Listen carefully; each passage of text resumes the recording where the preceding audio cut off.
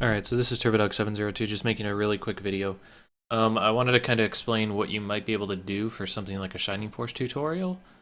Um, this was kind of my idea. This is called Maptools. It's gotten through rptools.net. It's a free program that you're able to get tons of stuff from for all digital tabletop things. You can think of it kind of similar to, say, like a Roll20 is something that people use online, but this is one that you can download locally for your own machine. You'd have to download your own resources, but I'm going to get into that. So basically what I did here is I took a map, a ripped map from the game, and this one obviously has enemy sprites, and it has problems with accuracy. So real quick, just to get that out of the way, I don't think this is scaled correctly. I think what happened is the guy took screenshots of each individual screen that he could get, and then he kind of like pasted them together as best he could. Because if you look at this, I can make a grid and adjust the size to whatever size I want. I would say this is a pretty close to the same size grid. I even use this for accuracy, which is your cursor, to try and get an idea of it. And I still can't get everything to line up. So either it's not perfect squares that you move in, like maybe it's some type of rectangle of a certain amount, or more likely the guy just made a poorly edited map to paste it together. If you wanted to make a real map, you'd probably have to rip your own sprites or just have to deal with it being slightly inaccurate. But here's the concept. So there's another tool that they have there besides Maptools called Tokentools. And as you can see, you can use it in order to rip sprites or rip really any picture and turn it into a token that can be usable for this. I just made these really fast, like 10 seconds each token. I just found a picture and ripped it and pulled it into it, so they aren't going to look the best, but you can change that as you need to. And the idea is pretty simple. You can make a grid, adjust it to the size of the map, and you can easily make tokens for each of the characters, like here's my Bowie token, and it's really recognizable. You can definitely tell this is Bowie. You don't have to worry about anything else. I like the portraits because I think moving the sprites makes them less recognizable. You can instantly tell who's who. And you can basically just do this. You can drag them into the positions that they would start the fight in. And for example, you could be like, okay, let's copy this guy, make another one. And let's say that this is where the rat is. Somewhere up there. And you can go 1, 2, 3, 4, and you can pull these guys over here.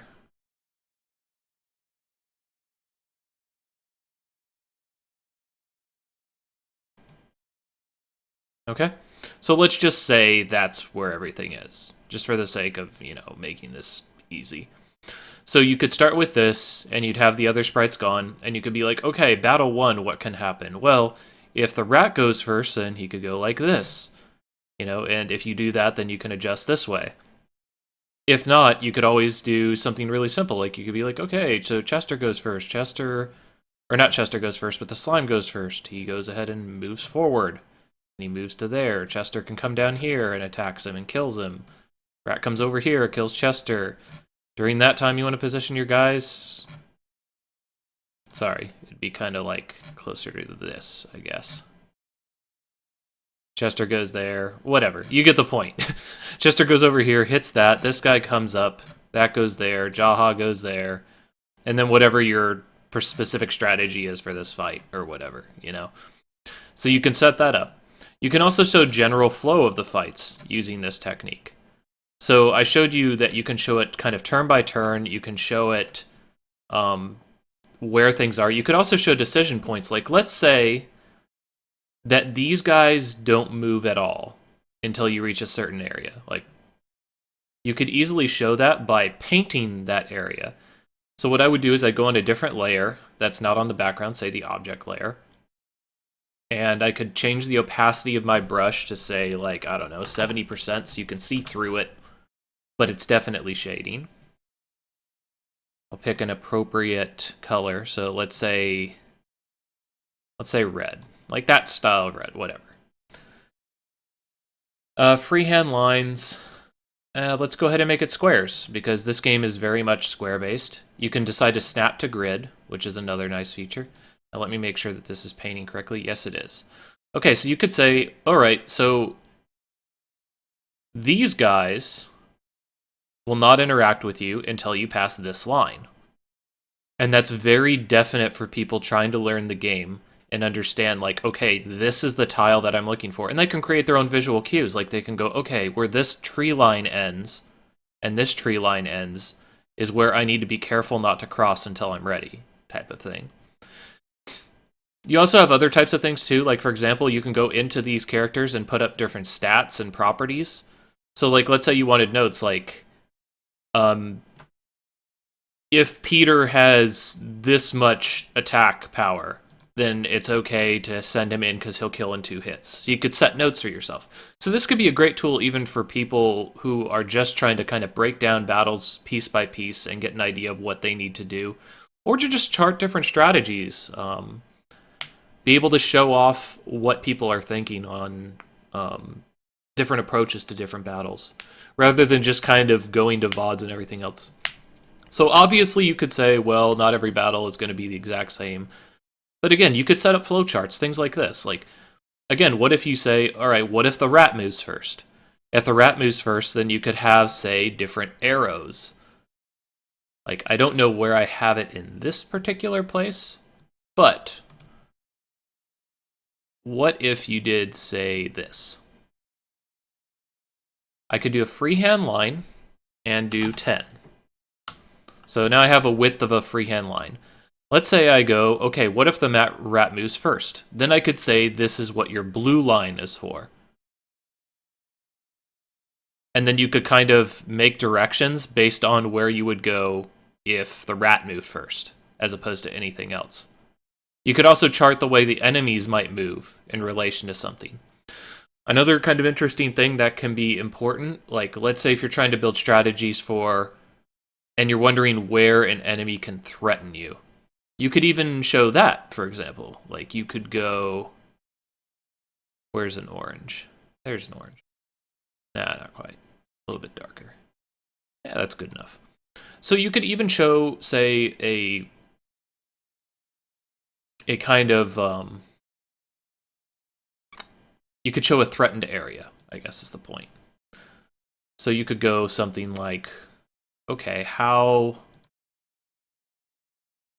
far could this enemy move in this time? Well, let's just say the slime can move 3 squares. Let's just say that. Let's throw out a number, shall we?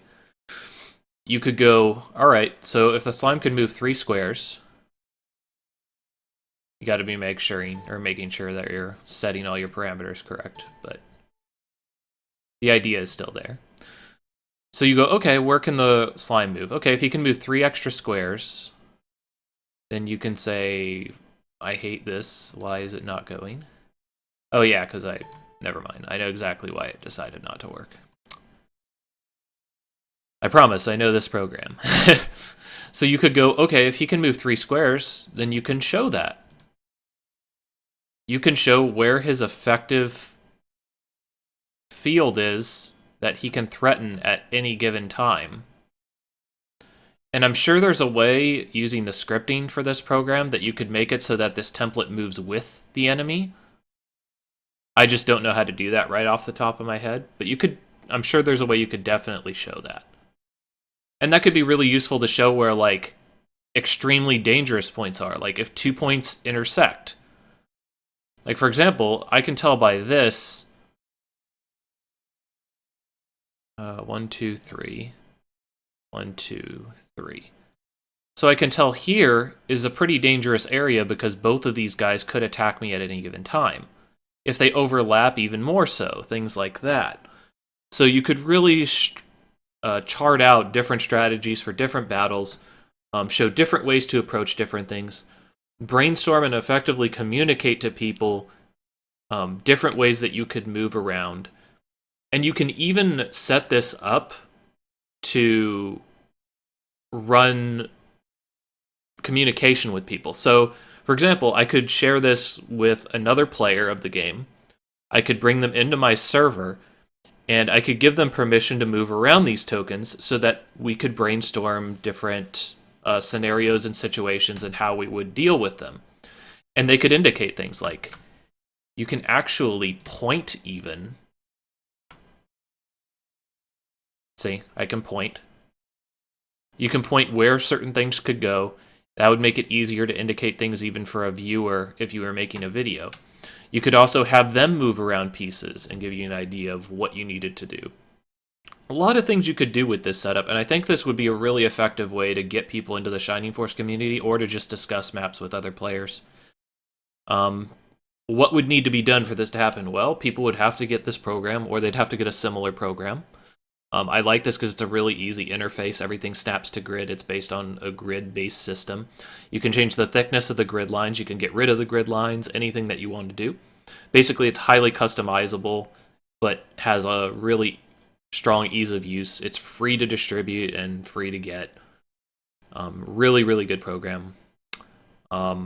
What you would need to do is you'd have to have people download it. You'd have to have people have tokens or have somebody make tokens and then distribute them to people so they could get them.